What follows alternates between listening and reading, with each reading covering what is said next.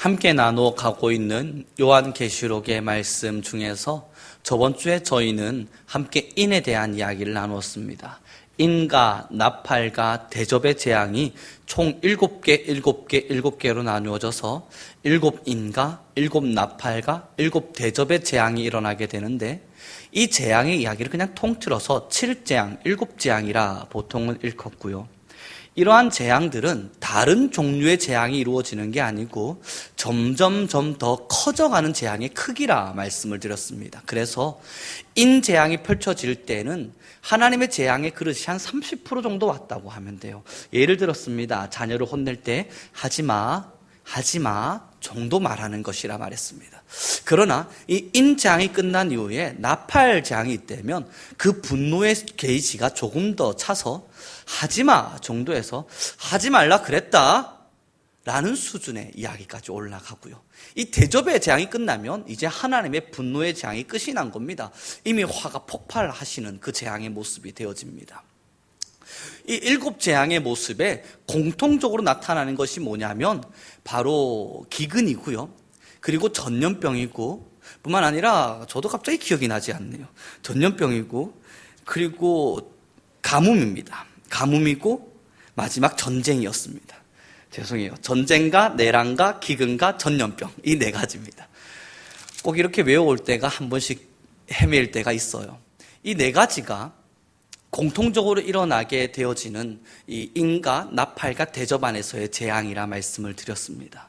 오늘은 이 7재앙과 이 7재앙이 7인과 나팔이 연결되기 전에 꼭 한 번 더 하나님께서 보여주시는 교회의 모습이 있어요. 인이 끝나면, 요한계시록을 다 읽어보시면 알겠지만 인이 끝이 나면요, 그 다음에 교회의 모습과 뭔가 설명을 또다시 덧붙이시고 그 다음에 나팔로 넘어갑니다. 그리고 나팔 모습이 끝나고 나면, 나팔 재앙이 끝나고 나면 다시 교회의 모습을 설명하는데, 오늘 우리가 함께 볼 내용이 바로 교회의 모습입니다. 7장인데요 3절의 말씀을 함께 읽도록 하겠습니다. 시작.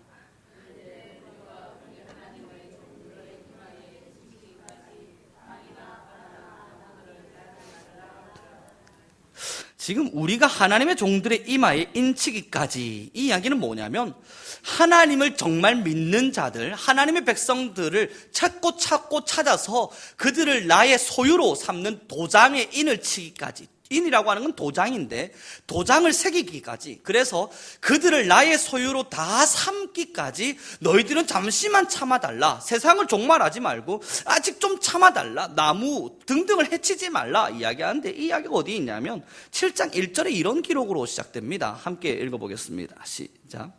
이 일 후에 내가 내 천사가 땅 내 모퉁이에 선 것을 보니 땅의 사방의 바람을 붙잡아 바람으로 하여금 땅에나 바다에나 각종 나무에 불지 못하게 하더라. 아멘. 4명의 천사가요, 각각의 땅의 모서리에 서서 자연 땅의 사방의 바람을 붙잡아서 바람으로 하여금 땅에나 바다에나 각종 나무에 불지 못하게 하더라. 이 바람에 의해서 자연재해가 일어나지 않도록 이 4천사가 꽉 붙잡고 있더라는 겁니다.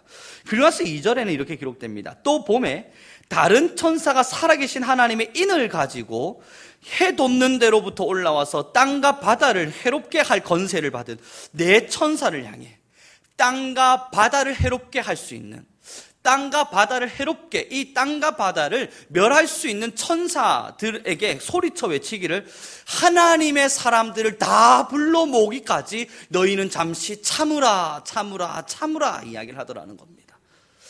그리고 나서 4절의 말씀입니다. 함께 읽겠습니다. 시작.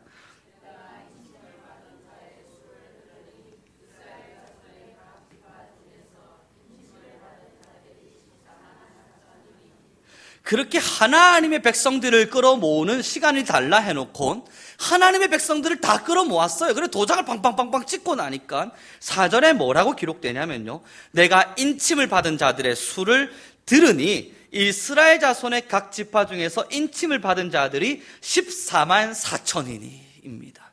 이것이 사실 우리 한국 교회뿐만 아니라 이단들에게 있어서 굉장히 오해되어진 해석의 부분일 수 있는데요.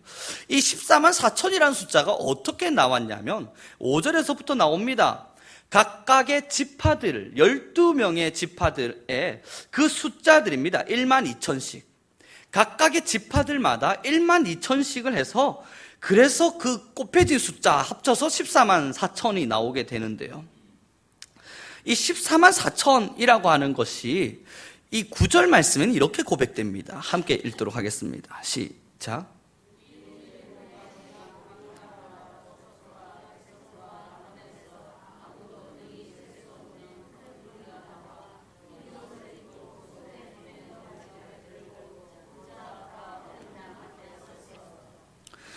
이 일 후에 내가 보니 각 나라와 족속과 백성과 방언에서 아무도 능히 셀 수 없는 큰 무리가 나와 흰옷을 입고, 이 9절 말씀에서 우리 성도님들께서 좀 기억해 주시고 이해해 주셔야 할 것이, 각 나라와 족속과 백성과 방언에서 능히 셀 수 없는 큰 무리가 나왔는데요, 감히 셀 수도 없을 만큼 많은 숫자의 사람들이 나왔는데 그 숫자의 사람들이 뭐 하고 있냐면 다 흰옷을 입고 있어요.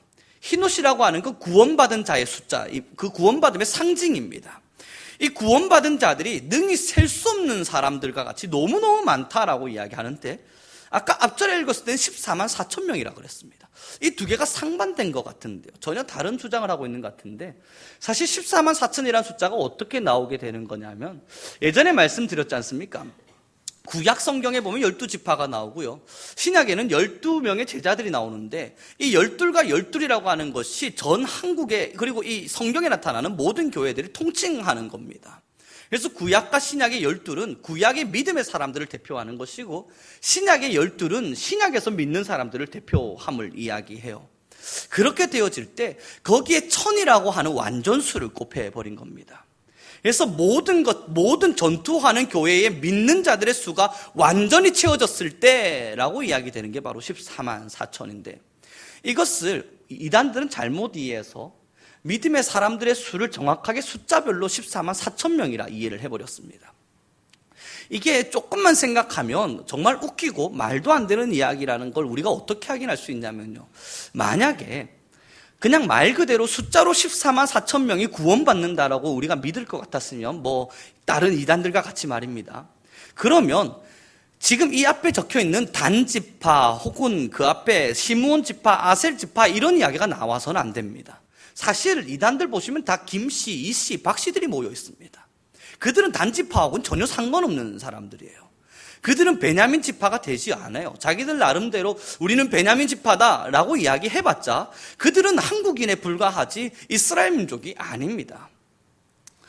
그러므로 이 14만 4천이라고 하는 숫자는 숫자 그대로 이해되어질 것이 아니라 상징적인 의미인데요, 비유적인 의미인데, 이 14만 4천은 구약과 신약의 12제자 그리고 12지파, 다시 이야기해서 지금까지 존재했던 모든 믿음의 사람들이 완전히 찼을 때라고 하는 곱하기 1000이 이루어진 겁니다. 이것을 우리가 또 어디서 확인할 수 있냐면 야고보서 1장 1절에서 확인할 수 있습니다. 함께 읽도록 하겠습니다. 야고보서 1장 1절입니다. 함께 읽죠. 시작. 야고보서 1장 1절입니다.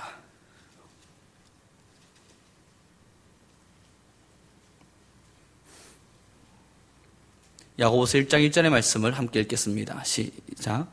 하나님과 주 예수 그리스도의 종 야고보는 흩어져 있는 12지파에게 문안하노라. 이 야고보서는요, 교회들에게 쓴 편지입니다. 이 교회한테 편지를 쓰면서 야고보가 뭐라 이야기했냐면 흩어져 있는 12지파에게 라고 말을 하는데, 이건 그냥 교회를 이야기하는 거예요. 마찬가지입니다. 요한계시록에서도 지파라 이야기할 때는 그 안에 있는 믿음의 사람들 모두를 통칭해서 이야기했었고, 그것이 신약 성경이 기록될 당시에 믿음의 사람들에게 통용되었던 언어입니다. 우리 12지파가 라는 이 말들이 교회의 모든 믿는 사람들을 통칭하는 것으로 서로 다 그냥 이해하고 있었던 언어였던 거죠. 오늘 함께 나누고자 하는 중요한 이야기는 사실 여기에 있지 않습니다. 7장에 믿음의 사람들이 모였는데 9절 말씀 우리 다시 한 번 더 읽어보면요, 이 일 후에 내가 보니 각 나라와 족속과 백성과 방언에서 아무도 능히 셀 수 없는 큰 무리가 나와 흰옷을 입고 손에 종려가지를 들고 보좌 앞과 어린 양 앞에 서서 10절에는요 큰 소리로 외쳐 이르되 구원하심이 보좌에 앉으신 우리 하나님과 어린 양에게 있도다 하니. 믿음의 사람들의 수가 얼마나 많았냐면 셀 수 없을 만큼 엄청나게 많은 숫자들이 하나님의 보호자 앞에 나와서 흰옷을 입고, 구원의 상징인 흰옷을 입고 종려나무 가지를 흔들며 하나님을 찬양합니다. 이것이 바로 이 나팔 대접이 일어나기 전 하나님이 우리에게 보여주고 싶어 하시는 또 다른 교회의 모습입니다. 사랑하는 우리 성교 성도 여러분, 지금 이 7장의 내용들 속에는요 하나님의 간곡한 이야기가 담겨져 있습니다. 내 천사가 자연을 폐할 수 있는, 자연을 멸할 수 있는 힘을 가지고 참고 있는데 하나님의 음성인 거예요. 잠시만 기다리라. 나의 믿음의 사람들의 수가 차기까지, 나를 찬양하고 나를 예배하는 자들의 수가 차기까지, 내가 찾는 하나님의 백성들의 수가 차기까지 기다리고 기다리라. 이 인이 또 떼어지기 전, 나팔의 재앙이 일어나기 전 잠시 더 기다리라. 그래서 나의 믿는 자들의 수가 더욱더 많이 늘어나 나를 찬양하는 자들의 수가 능히 셀 수 없을 만큼 늘어날 수 있도록, 그래서 흰옷을 입고 나를 찬양하는 모습이 나타날 수 있도록 기다리라 이야기를 합니다. 사랑하는 우리 성교 성도 여러분, 지금도 하나님의 나팔은, 재앙은 이 자연 안에서 일어나고 있지 않습니다. 그저 하나님의 신호가 일어나고 있는 거예요. 돌아오라는 신호요. 하나님의 돌아오라는 신호가 자연재해를 통해서 혹은 우리의 전쟁과 내란과 기근과 전염병들을 통해서 나타나고 있습니다. 이때에 하나님은 천사들을 향해서 지금도 외치고 계신 거예요. 기다리라. 기다리라. 아직은 때가 아니니 잠시만 더 기다리라. 이 이야기가 주는 교훈의 메시지는요, 우리 교회들에게 이제 우리가 받은 사명이 뭔지를 확실히 깨닫게 해줍니다. 이제 우리가 받은 사명은 하나님이 그 기다려주심의 이유를 알아야 돼요. 믿는 자들의 수가 돌아오기를 위해서 기다려주고 계신 겁니다. 지금 믿는 자들이 이 힘든 신앙의 싸움을 하고 있음에도 불구하고, 우리 성도님들 지금 신앙 싸움 하시는 거 얼마나 어려우십니까? 때로는 신앙 싸움을 하시면서, 신앙의 길을 걸어가시면서 아우 빨리 천국 가고 싶다, 그런 마음 먹으실 때 한 번씩 있으시지 않습니까? 근데 예수님도 다 알고 계세요. 하나님도 다 알고 계세요. 이 세상에서 타락해져 버렸고 죄로 물들어 버린 이 세상에서 신앙의 길을 한다는 것이 얼마나 어려운 건지 하나님도 이미 다 알고 계세요. 그럼에도 불구하고 기다려달라, 천사들을 향해서 기다려달라 이야기하는 건, 이제 이곳에서 신앙하는 자들이 빨리 조금 더 하나님의 백성들을 모으고 하나님 믿는 사람들을 모아서 하나님의 사람들의 수가 차기까지, 정말 이 만방 열방 가운데 하나님의 복음의 메시지가 만년히 펼쳐질 때까지 하나님이 기다려달라는 겁니다. 이런 겁니다. 예를 들어서 지금 자녀가 고통받는 걸 제가 보고 있어요. 너무너무 힘들어해요.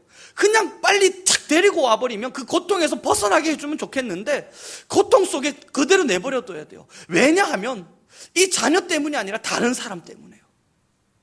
지금 하나님께서 기다리시는 이유는 이것 때문입니다. 우리 그저 믿는 사람들만 보면요, 하나님은 이제 됐다, 우리 성민교회 성도님들이 신앙생활 다 완벽히 잘 하시네요, 믿음의 길을 가기 시작하셨네요, 예수 그리스도를 믿으셨네요, 당신이 믿음을 가졌으니 이제 오늘부로 생명을 마감합시다. 우리 집사님, 권사님, 하나님을 확실히 믿으셨네요, 이제 예수 그리스도로부터 구원의 확증을 받으셨습니다, 오늘부로 생명 마감. 데려가시면 얼마나 편해요. 하나님을 믿겠습니다 하자마자 됐어, 데려가자.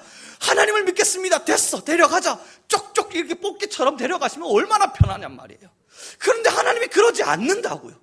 그러면 진짜 좋은 일인데, 우리의 사명 때문입니다. 이 땅에 남아서 우리가 해줘야 할 일이 있는 겁니다. 하나님을 믿는다 이야기했으면 그저 데려가시면 그만인 것을, 우리에게 이 자리에서 고통을 당하더라도, 조금 힘들더라도, 신앙의 이 십자가의 길이 고달프더라도 조금만 더 참아달라 이야기를 하시는 겁니다. 믿지 않는 누군가를 위해서, 지금도 하나님을 배반하고 배신하고 있는, 하나님의 말씀을 거역하며 살아가는 누군가를 위해서 지금 여러분들을 남겨놓으셨습니다. 그리고 우리 성도님들한테 이야기하시는 거예요. 그때가 차기까지, 그 수가 차기까지. 그런데 절대 오해하지 마십시오. 그 수는 14만 4천 명을 채워내는 게 아닙니다. 이 14만 4천이라고 하는 것은 믿는 자들의 수의 완벽성을 이야기하는 거예요. 믿는 자들의 수가 꽉 차기까지 하나님의 마음에 흡족해지고, 뿐만 아니라 이 열방과 세계 가운데 하나님의 복음의 메시지가 완전히 다 들어가서 정말 믿는 자들의 수가 차기까지, 완전히 차내기까지, 그때까지 하나님은 지금도 기다리고 계시는 겁니다. 그러면 우리는 다시 13절의 말씀을 함께 읽어보도록 하겠습니다. 13절과 14절의 말씀입니다. 함께 읽겠습니다. 시작.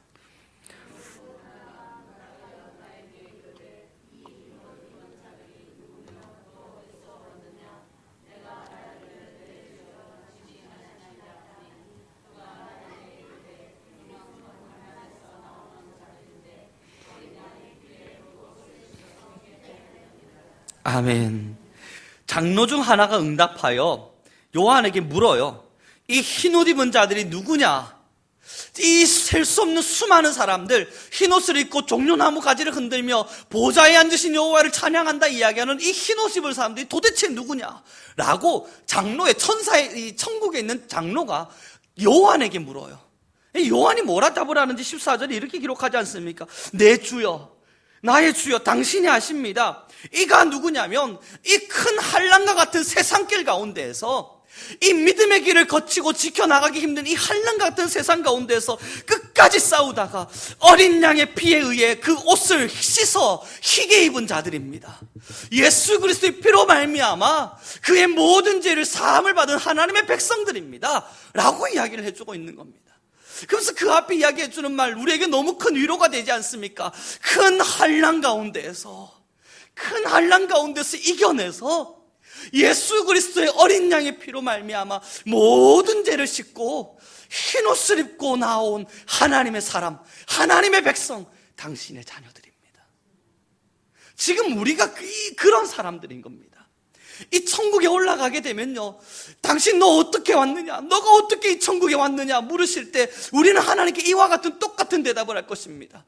주여, 당신이 아십니다. 내가 어떻게 왔냐고요? 저 세상의 환난과 같은 그곳에서 믿음의 길을 걷다가 예수 그리스도의 어린 양의 피로 말미암아 모든 죄의 사함을 받고 흰옷을 입은 나입니다 라고 외치게 될 겁니다.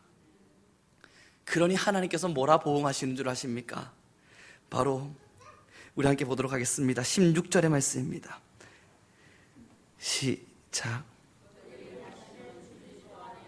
목마르지도 아니하고 해나 아무 뜨거운 기운에 상하지도 아니하리니, 17절은 제가 읽어드리죠.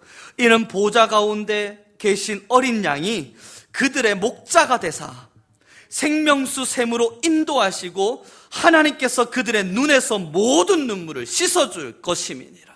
아멘. 어린 양의 피로 흰옷을 입은 자, 내가 이 한란에서 이제 흰옷 입고 하나님께 온 겁니다 라고 이야기를 하자 예수님 뭐라 이야기하시냐고요?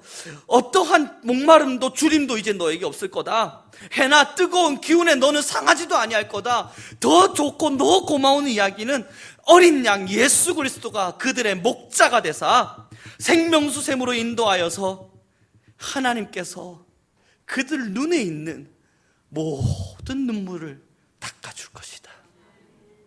이것이 우리에게 주어지는 축복이고 은혜입니다. 이 은혜를 주시고자 하시는 하나님께서 우리 성도님들을 지금 당장 천국으로 데려가지 않습니다. 하나님도 얼마나 좋으시겠어요. 지금 우리 성도님들께서 이렇게 예배 생활 잘하시고 신앙생활 잘하시고 또 믿음 안에서 이렇게 잘 생활하시는데 세상에서 흔들리지 않도록, 세상에서 더 고통당하지 않도록 빨리 천국으로 데려다가 사랑하는 나의 자녀야, 내가 너의 모든 것에 고통을 들어줄 것이고 줄이지 않게 하실 것이고 해당하지 않게 할 것이고 너의 눈물 다 씻어줄 거야, 얼른 오렴 하면 얼마나 좋겠습니까? 그런데 이러한 보응 앞에 어떤 단어가 있냐면 큰 환난 가운데에서인 겁니다. 이제 이 큰 환난 가운데 있는 것은 우리의 사명과도 같습니다. 그럼 이 환난에서 우리가 뭐 하냐고요? 하나님의 때가 차기까지, 하나님의 믿는 자들의 수가 다하기까지, 하나님께서 원하시는 그 시간이 다다를 때까지, 그 때가 차서 하나님의 시간이 우리를 향해 올라오라 명하시는 그때까지 복음의 사명 붙들고 나아가는 겁니다. 예수 믿으십시오. 당신도 예수 그리스도의 보혈로 말미암아 흰옷을 입으십시오. 당신에게도 하나님의 사랑이 필요합니다.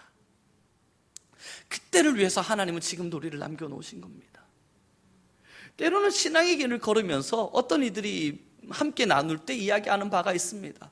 이 힘든 세상, 이 어려운 세상, 아니 믿었으면 하나님께서 빨리 데려가시지 왜 이렇게 남겨놓고 사람을 골탕 먹이나? 이러다가 내가 힘들어서 신앙이 흔들리지 않냐? 이러다가 내가 힘들어서 신앙이 점점 죽어가지 않냐? 내 어린 시절, 내 젊은 시절 신앙이 얼마나 뜨거웠냐? 그때 내가 하나님께 갔더라면 부끄럽지 않았을 텐데 지금은 아닌 것 같은데 그때 데려가시지 왜 하필? 하나님은요 기회와 시간을 우리에게 필요로 하시고 그 기회와 시간을 우리에게 허락하신 겁니다. 복음의 사명을 감당할 수 있는 하나님의 사람들의 그때는요 언제인지는 알 수는 없습니다. 아브라함이요 주님 오실 날을 기다렸습니다. 다윗이요 예수 그리스도 오실 날을 기다렸습니다. 아니요 에스겔과 에레미야, 느헤미야 수많은 선지자들이요 주님 오실 날을 기다리면서 하면아 예수님이 오실까 기다렸습니다. 그런데 예수님 언제 오실지 도대체 알 수 없었어요. 어느 한 때가 찾아 예수님이 오실 때에 성경은 이야기합니다. 하나님의 때가 찼을 때, 하나님의 때가 다다랐을 때 예수님께서 오셨어요. 언제인지 알 수 없었는데 예수님이 갑작스레 불현듯 이 땅에 오십니다. 그리고 올라가시면서 우리에게 또 말씀하셨어요. 오겠다. 지금 그때가 언제인지 우린 또 알지 못합니다. 에스겔처럼 다니엘처럼 아니면 구약 성경에 살았던 수많은 선진들처럼 우리는 지금 기다리고 또 기다리고 있을 뿐입니다. 그런데 만약에 이 기다림이 우리의 것이라면 그 구약 성경에 나타나는 믿음의 선진들의 삶을 보시죠. 하나님의 말씀 부여잡고 흔들리지 않으려고 끝까지 싸우지 않습니까? 하나님의 말씀 딱 부여잡고 죄로 넘어졌을 땐 회개하고 하나님의 말씀이 필요한 자에겐 주의 말씀을 나누어 주면서 그렇게 하나님의 말씀을 가지고 살아가지 않습니까? 예수 그리스도 오심을 기다리면서 말입니다. 신약 성경, 신약의 시대를 살아가는 지금 우리들도 마찬가지입니다. 예수 그리스도의 오심을 기다리며 살아갑니다. 그날이 오면 그 메시아 되신 예수 그리스도가 우리를 흰옷을 허락하시고 모든 죄를 씻으신 채 이제는 아무 해도 당하지 않을 하나님께서 직접 눈물을 닦아줄 그 아름다운 세상으로 우리를 인도해 주시겠다 말합니다. 그러므로 우리에게 말합니다. 그때가 차기까지 기다리라. 그때가 차기까지 기다리라. 그러므로 너희는 그때까지 주의 복음의 메시지를 가지고 하나님의 열방을 하나님께서 원하시는 세대 가운데 하나님의 말씀을 증거하라. 이것을 성경학자들은 막간이라는 용어를 쓰는데요, 인재앙이 펼쳐지고 있다가 갑자기 나팔 재앙이 나타나기 전에 이러한 천국의 메시지를 들려줍니다. 그리고 나팔 재앙이 6개의 나팔이 불려진 이후에 다시 이 7장과 같이 요한계시록 14장에는 똑같은 내용이요, 이 7장과 똑같은 내용의 막간이 펼쳐집니다. 나팔 재앙이 끝나고요. 그리고 나서 다시 대접의 재앙으로 넘어가게 되는데, 이 7장에 나타나는 이러한 막간이라고 불려지는 이러한 스토리를 하나님의 긍휼이라 우리는 표현합니다. 인재앙의 설명이 끝나고 이러한 현상이 일어나거든 믿는 자들이요, 제발 이게 하나님께서 허락하시는 신호인 줄 알고, 우리는 말씀을 들을 줄 알고, 우리는 하나님의 말씀을 알고, 우리는 하나님의 재앙이 어떻게 다가오는 줄 아니까 이러한 현상이 일어나거든 얼른 하나님의 백성, 하나님을 믿지 않는 자들에게 다가가 하나님을 믿으라 소리쳐달라는 하나님의 음성이 이 재앙의 소리였다면, 그 끝난 이후에는요, 6개의 인재앙의 모든 설명이 끝난 이후에 7장은 천국을 보여주고 있는 겁니다. 그러면서 우리에게 더 뜨거운 사명감을 허락하는 거예요. 우리가 왜 이 땅에 여전히 살아있어야 하는지에 대한 사명감을 확실히 드러내고 있는 겁니다. 그리고 우리는 다음 주로 해서 또 나팔 재앙 앞에 서게 될 텐데요, 이 나팔 재앙의 규모는 더 커져 버렸습니다. 그래서 이 규모가 얼마나 큰지 사람들이 공포로 발발발발 떱니다. 이러한 현상이 나타날 때면, 아 그렇구나, 우리는 그게 아니지 않습니까? 아, 주님 오실 날이 정말 다가오고 있구나. 이제 더 복음을 전해야겠구나. 이제 더 선교의 활동을 열심히 해야겠구나. 열방과 만방에 하나님의 말씀이 만연히 펼쳐질 수 있도록 우리가 더 힘을 쏟아야겠구나 생각하게 될 것입니다. 그때마다 이 7장의 말씀을 기억해 주시죠. 믿는 자들을 하나님께서 이 땅에 남겨놓으시고 믿는 자들을 향해서 큰 환난 가운데 이 환난이 얼마나 어려운 줄 아니까 예수님도 성경을 통해서 큰 환난이라 표현을 하고 계시는데요, 이 큰 환난 가운데 우리를 여전히 남겨놓고 있는 이유는 하나님의 백성들의 수가 차게 하기 위해서입니다. 우리 성도님들께서 그 사명을 부여잡고 계십니다. 우리 앞전의 시대를 살았던 믿음의 선진들은 그 길을 걸었습니다. 그 믿음의 역사와 사역이 점점 우리에게 전달되어져서 이제 우리가 그 믿음을 가지고 살아갑니다. 언젠가 때가 되시면 우리 권사님들, 집사님들, 그리고 우리 청년들, 그리고 우리 모두 다 하나님의 부름을 받게 될 겁니다.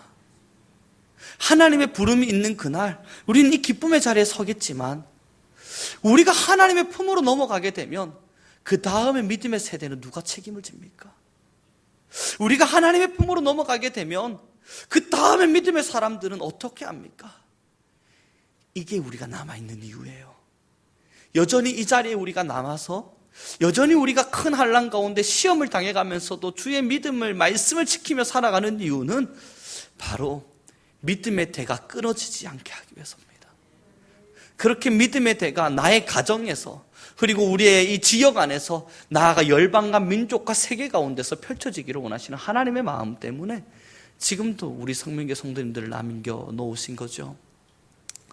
우리 성민교회, 저번 주에도 말씀드린 것처럼 선교적 교회에 관련된 이러한 기도를 함께 나누고, 우리 함께 선교적 교회를 꿈꿔봅시다. 우리 함께 큰 사명 앞에서 크진 않겠지만 우리가 할 수 있는 힘을 다해, 최선을 다해 선교의 사명을 다해봅시다. 이 이야기를 하는 건 그저 그들 좀 도와줘 봅시다. 우리 힘들죠. 우리도 힘들지만 선한 사업 정도는 해야죠. 그거 아닌 겁니다. 우리가 살아있는 이유가, 우리가 지금 이 땅에 존재했고 하나님께서 우리에게 생명을 주셨던 이유가 여전히 복음이 필요한 자에게 복음을 나눠줘야만 하기 때문인 겁니다. 그러므로 교회는 이 사명 때문에 살아갑니다. 크지 않아도 괜찮아요. 그렇게 대단한 역사 속에서 엄청난 뉴스거리를 만들지 않아도 괜찮아요. 그러나 목적 없이 사는 건 틀린 거예요. 그 선교적 사명이라고 하는 것이 정말 세계 만방에 막 펼쳐질 만큼 엄청난 규모의 일들을 일으키지 않아도 괜찮습니다만, 그러나 우리 성민교회가 계속 선교적 교회를 외치자, 우리 선교에 힘을 쏟자, 복음에 전하자 라고 이야기하고 하나님의 나라를 건설하자 이야기하는 건 엄청난 일을 벌리고 싶은 마음이 아니고요, 목적 없이 살아서는 안 되기 때문인 겁니다. 이제 우리에게 주어진 목적을 다시 상기해야 됩니다. 우리 성도님들 여전히 하나님께서 이 땅에 남겨놓으셨습니다. 그리고 우리 성민교회에 앉아서 함께 예배할 수 있도록 허락하셨습니다. 그 이유가 뭐냐고요? 그냥 예배받고자만 하셨다면 하나님은 지금 데려가시는 게 훨씬 좋은 거라고요. 그저 예배받는 것이 목적이셨다면, 여러분들의 신앙이 이 예배 안에서 하나님을 찬양하는 그것만 목적이었다면, 그래서 여러분 기도하세요, 찬양하세요, 말씀 읽으세요, 만약에 그것만 목적이었다면 천국에 데려가서 옆에 끼고 있는 게 훨씬 좋은 거죠. 그게 훨씬 맞는 이야기겠죠. 그럼에도 불구하고 이 자리에 남겨놓으신 건 예배와 기도와 찬양, 그 목적을 뛰어넘어 여전히 죽어가는 자들을 향해 해야 할 목적이 우리에게 존재하기 때문인 겁니다. 그러니 이제 우리는 기도하고 더 꿈을 꾸고 나아가야 합니다. 선교적 교회, 이 성민교회 이름 안에서 일어나게 될 수많은 선교적 사역, 그것을 통해서 누가 알아줍니까? 알아주지 않습니다. 이러한 선교적 일들을 해나가자 그러면 옆에 있는 친구들이나 좀 더 챙기지, 왜 저 열방에 있는 모르는 사람들까지 챙겨야 되느냐 고민스러우실 때 있습니다만, 우리 기독교는 그렇게 이기적인 종교가 아닙니다. 내 옆에 있는 사람들만 챙기자, 이런 이기적인 종교가 아니에요. 기독교의 사랑은 보이지 않는 곳, 아무도 알 수 없는 곳, 그 누구의 손길이 닿지 않는 그곳까지 챙기는 것이 기독교의 사랑입니다. 그러니 이제 우리는 그러한 사명 안에서, 그러한 사역 안에서 목적을 가지고 걸어가는 겁니다. 주님이 우리의 눈물을 다 닦으실 때까지. 그래서 저는 이 본문의 말씀을 마무리하면서 생각이 들었어요. 사실 내가 살아가는 삶에서의 눈물도 참 눈물이 많겠지만, 선교라고 하는 것을 꿈꿔봤을 때 이게 정말 많은 눈물이에요. 그거 우선적으로는요, 우선 물질이 들어가잖아요. 그럼 내 것 떼다가 줘야 되는 건데, 이거는요 피 말리는 일이에요. 오늘 제 친구 녀석 하나가 전화가 왔어요. 그래서 목회 사역이 많이 힘든가 봐요. 사역을 해나가면서 힘들다 막 이야기하면서 그러냐 힘내라 막 제가 막 응원을 해주고 있는데 저한테 부탁을 하나를 하는 거예요. 야, 내가 만약에 선교 나가면 너 나 좀 크게 도와줄 수 있냐? 그래서 제가 이야기했어요. 야, 네가 선교 나간다는데 내가 당연하지. 내가 우리 교회에서 허락이 안 되면 내 거라도 떼다가 너 줘야지 당연히 라고 이야기했는데 그때 그 말은 전 진심이었습니다. 그 마음이 처음에 그 말을 하고 전화를 끊고 곰곰이 생각을 하는데 줄 수 있을까? 이런 고민도 사실 들었던 게 마음이 맞습니다만 그러나 그가 하나님의 말씀을 가지고 선교를 나간다 그러면 내 거라도 떼다가 줘야죠. 이 내 거 꼭 붙잡고 살아봤자 얼마 없어요. 이따 해봤자 이거 얼마 없는 이거 꼭 붙잡고 살아가지고 하나님 이거 내 겁니다 하고 붙잡고 살아봤자 이 뭐 얼마나 대단합니까? 뭐 제가 이 거리도 아니고 말이에요. 이거 똑 떼다가 주는 게 그렇게 대단한 일은 아닌 것 같아 보였습니다. 그런데 사실 눈물이잖아요. 이런 게 눈물인 것 같아요. 눈물을 머금고 성견이 준다. 아이고 내가 성견이 준다. 이런 마음 같습니다. 뭐 꼭 얘가 이렇지 않더라도 말이에요. 하나님의 사역의 길을 걸어가시면서 많은 눈물들 흘리지 않습니까? 주님의 말씀을 따라 살아간다는 것이 우리에게 참 많은 눈물을 요구하지 않습니까? 때로는 정말 하나님께서 빨리 생명을 거두어 가셨으면 싶을 만큼 마음 답답하시지 않으십니까?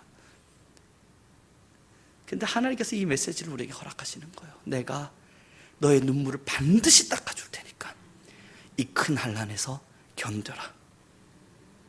이 큰 환난, 바로 우리가 들고 있는 복음을 가지고 믿지 않는 자들을 전하는 것입니다. 이 위대한 목적의 사역 안에서 우리 성민교회는 목적이 있는 교회로 목적을 가지고 걷는 성도님들로 함께 할 수 있길 소망합니다. 기도하겠습니다.